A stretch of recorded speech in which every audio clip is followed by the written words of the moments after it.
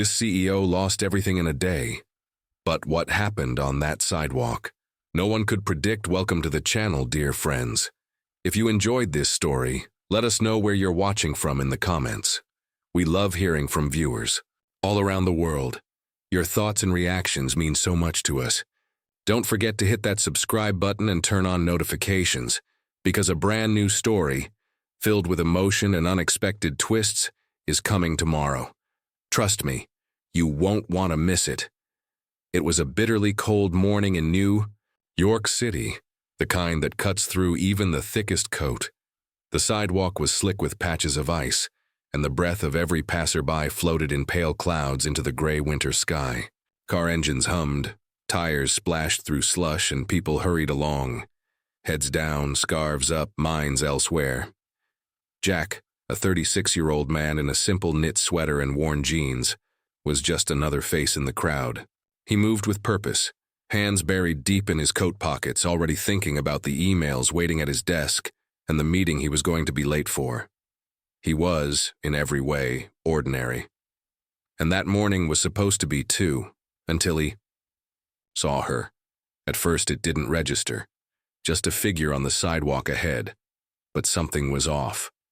She wasn't walking, she wasn't even standing. She was sitting, right on the edge of the concrete, barefoot, wearing a coat far too thin for this kind of cold. Her hands trembled in her lap, and her gaze was locked onto the street, unfocused and distant, as if she were trapped in a place far beyond the noise around her.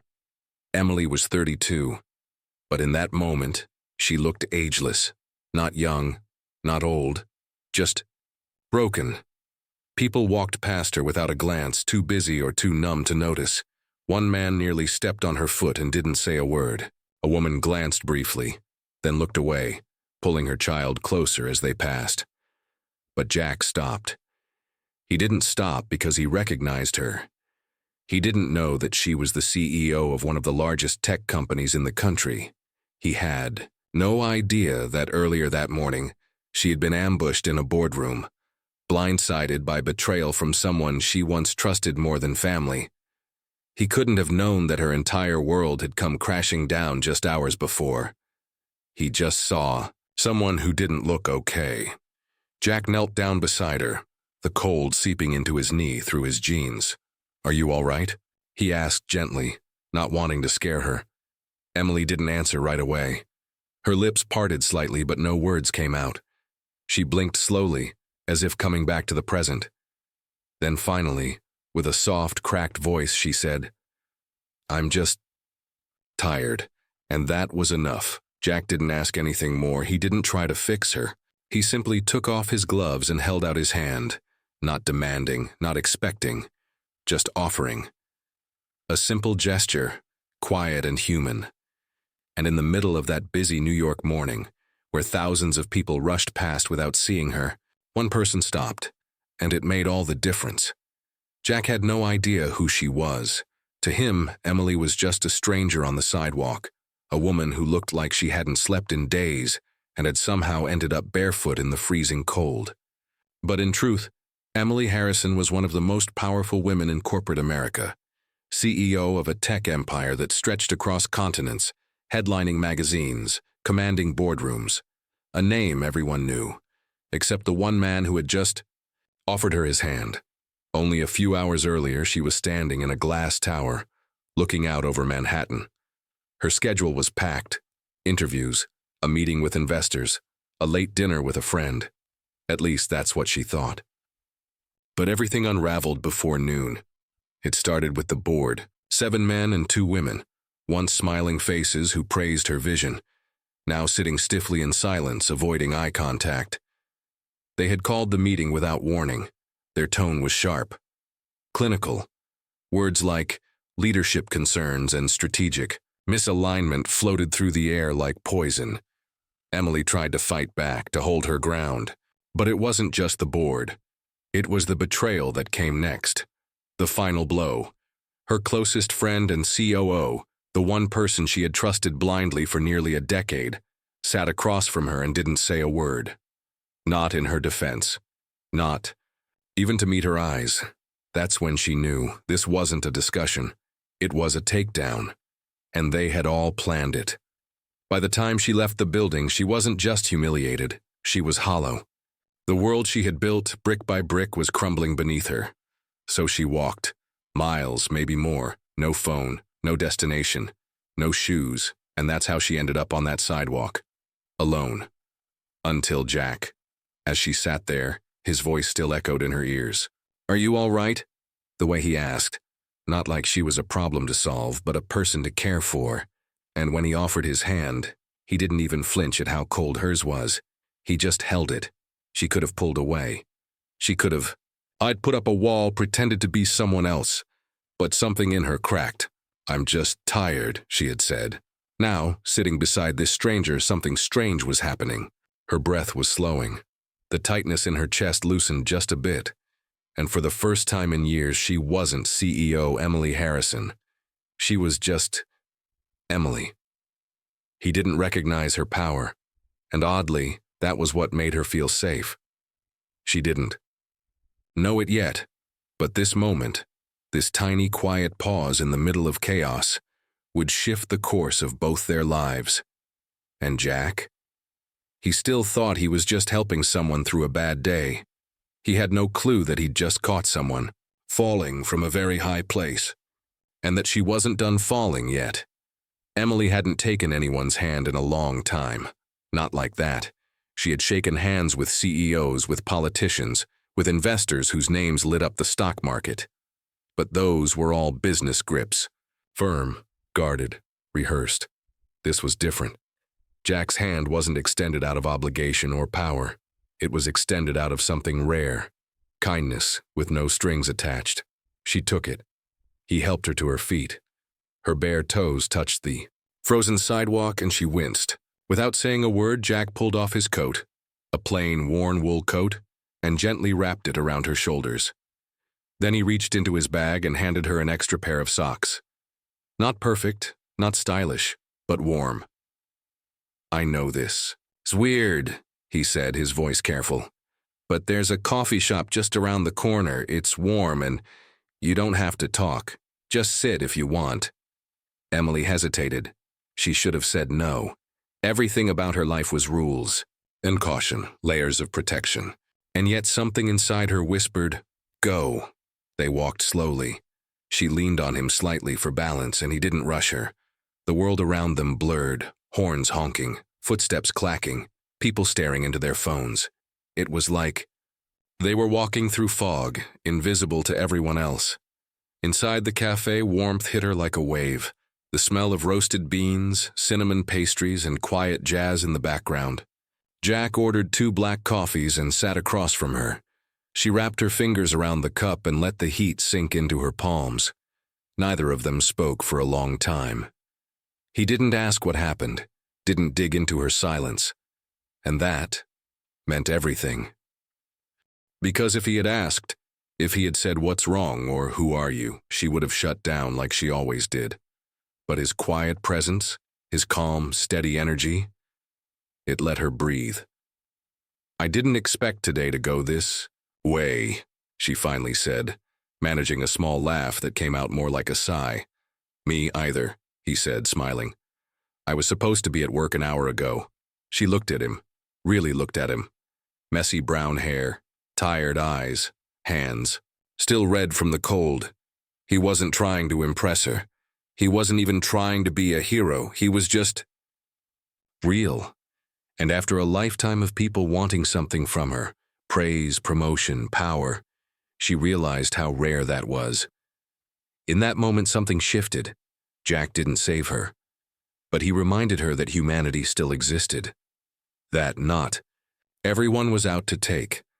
That some people simply choose to care, and that simple, quiet act, a warm coat, a steady hand, a silent seat in a noisy world, became the moment she would look back on again and again. Because sometimes all it takes to begin healing is someone who doesn't need to know your story to sit beside it. In the weeks that followed, neither of them could quite explain why they kept crossing paths. At first, it was simple. Jack had given her his number that day at the coffee shop. Just in case, he said, if you need someone to talk to, or if you just want a distraction. He never expected her to actually use it, but 2 days later she did. It started with a text. Hey, can coffee again? And that's how the rhythm began. Quiet meetups in low-key cafes, late-night walks in Central Park, bundled in layers talking. About everything and nothing. Jack never asked what had really happened that day, and Emily never offered. But in the silence between them, something real was growing. Jack didn't have much. He lived in a small one-bedroom apartment in Queens, worked 2 part-time jobs, one as a library clerk, the other in a community outreach center. But he carried himself with a calm certainty that couldn't be bought. He listened without trying to fix. He spoke without trying to impress. And slowly, Emily began to open up, not all at once, but in fragments. One night, sitting on a bench by the river, she finally told him about the boardroom, the betrayal, the friend she trusted who stayed silent while the others tried to push her out, the headlines that followed, cold, impersonal, and cruel. They said I was unstable, she whispered, her voice barely audible. Under the wind, that I wasn't fit to lead. All because I hesitated for 1 second in a room full of sharks. Jack didn't interrupt. He didn't try to spin it positive. He just looked at her and said, "Sounds like you're human." She laughed, bitter and grateful all at once. For the first time in years, she felt seen. Not as a title, not as a brand, not as a headline. Just Emily and Jack. He didn't realize it, but her presence was changing him too. He'd spent so much of his life helping others quietly, the forgotten elderly, struggling teens, people who slipped through the cracks. But no one ever really noticed him. No one ever sat across from him like he mattered. But she did. A few weeks later, she called him, not from a cafe or a park, but from her office.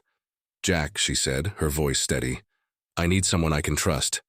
Someone who actually sees people. Would you consider working with me? We're building a new social impact division, and I want you to lead it." He was stunned. "Me? I'm not corporate." "I know," she said.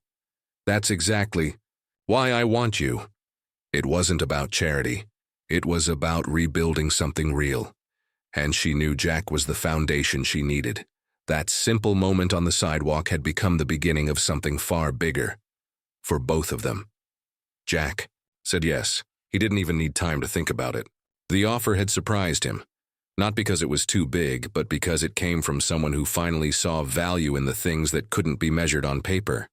Kindness, integrity, the ability to listen. Emily brought him in quietly. No press release, no boardroom introductions. Just a key card and a simple title, Advisor for Human-Centered Initiatives. It sounded fancy, but all she asked was this: "Help me rebuild this company from the inside out." And he did. Within weeks, Jack was sitting in rooms filled with sharp suits and sharper agendas. At first, people didn't take him seriously. Who was this guy in flannel, with zero corporate background, speaking about empathy and human dignity? Like it belonged on the balance sheet? But Emily backed him every step of the way. She showed up at every meeting. Not as the polished CEO in heels and lipstick, but as someone grounded, fiercely human, and unshakably clear on her mission. Slowly, the walls started to crack. Initiatives changed. Outreach grew. They launched programs for employee mental health, for inner-city youth mentorship, for ethical business practices that weren't just buzzwords. And through it all, Jack remained steady, the quiet voice in the room that reminded everyone what actually mattered. But it wasn't just the company that changed, it was them.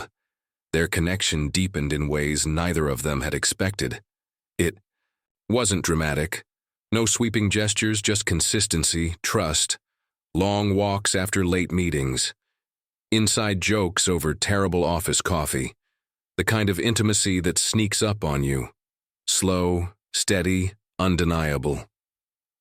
One night, nearly 6 months after that first encounter on the sidewalk, they found themselves back at that same cafe, The one with the warm lights and cinnamon pastries. The one where she first took his hand. Emily looked at him across the table, quiet for a long time. "Do you ever think about how random that day was?" she asked. Jack smiled. "I think about it all the time. What if you hadn't stopped?" He paused. "Then I think we both would have kept falling." She nodded, her eyes softening. "You didn't save me, Jack, but you were the first person who didn't see me as broken or powerful. Just a person." He reached for her hand the same way he had on that icy morning. "And you gave me a reason to believe I was more than invisible." That night, under the dim lights of a quiet cafe, something changed. Not a beginning, not an ending. Just a truth, spoken without words. Sometimes the smallest moment becomes the turning point of your life, and all it takes is the choice to not walk past. This story isn't just about a CEO or a stranger. It's about all of us. How many times in life do we pass by someone without looking, without seeing the pain behind their silence, or the story hidden behind tired eyes? Jack didn't have to stop. Emily didn't have to trust him. But in that single moment of human connection, something beautiful began. A reminder that one act of kindness can change not just a moment, but an entire future. Now we'd love to hear from you. Have you ever experienced a moment like this? When a stranger's gesture stayed with you forever? Or maybe you were that person for someone else? Share your story in the comments. Tell us where you're watching from, what part of the story moved you most, or how it reminded you of something real in your own life. Your words could inspire someone else reading. This space is more than just a video. It's a place for real human stories. So let's talk, let's connect, because that's where healing begins.